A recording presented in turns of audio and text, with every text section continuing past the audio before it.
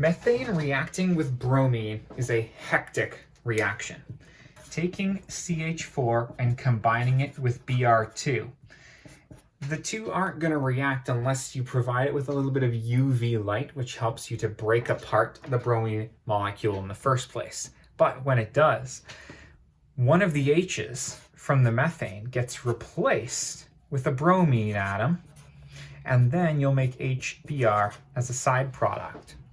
That might be what your teacher's looking for when they ask for the products, but CH3Br can react again with bromine to get a second Br at the expense of a second H.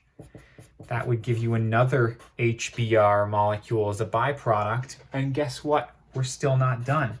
CH2Br2 can react with the bromine to become CHBr3, and CHBr3 can react again to become CBr4. We would have gotten another HBr out of that. Now, again, methane and bromine make methyl bromide to start, but that, as long as there are enough bromines around, can do it a second time, do it a third time, do it a fourth time until you're out. I want to emphasize how that's actually happening. Now, like I said, if you start with a bromine molecule, you're going to have to break it apart somehow. Some teachers will show that with HNu, which means light. Some teachers will write UV to emphasize that it has to be ultraviolet in energy, whatever. You end up breaking the bromine molecule apart on the bond symmetrically. What that means is each bromine gets one electron, and they are now radicals. Radicals mean there are unpaired electrons, and they are much more reactive than non-radical species. Now, what ends up happening is that the CH4 methane that you're starting with will react with the bromine radical. The CH4 actually gives up one of its hydrogens and one of the electrons from the bond that held them together. So you end up with HBr, which is not a radical, and the CH3 that's left over is a radical. After all, there's two electrons in each bond. Hydrogen's bringing one electron with it to pair off with the bromine, so there's an unpaired electron there. That CH3 radical is likely to encounter another bromine molecule, certainly before it encounters another radical, because you have so many bromines in there. And it steals a bromine away the same way that bromine stole H away from it.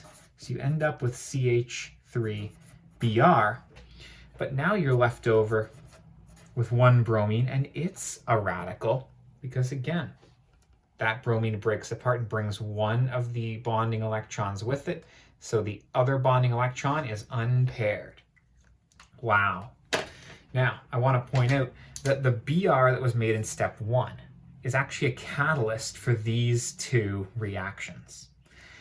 It is used up in the first step, and then it is regenerated at the end of the second step. So you haven't even used it up. And in theory, one bromine radical could go on and on and on and on and on to catalyze all of the reactions that happen in that vessel. Realistically, it'll react with something else to neutralize it first, but that's neither here nor there. It's a catalyst, at least among these two blue reactions.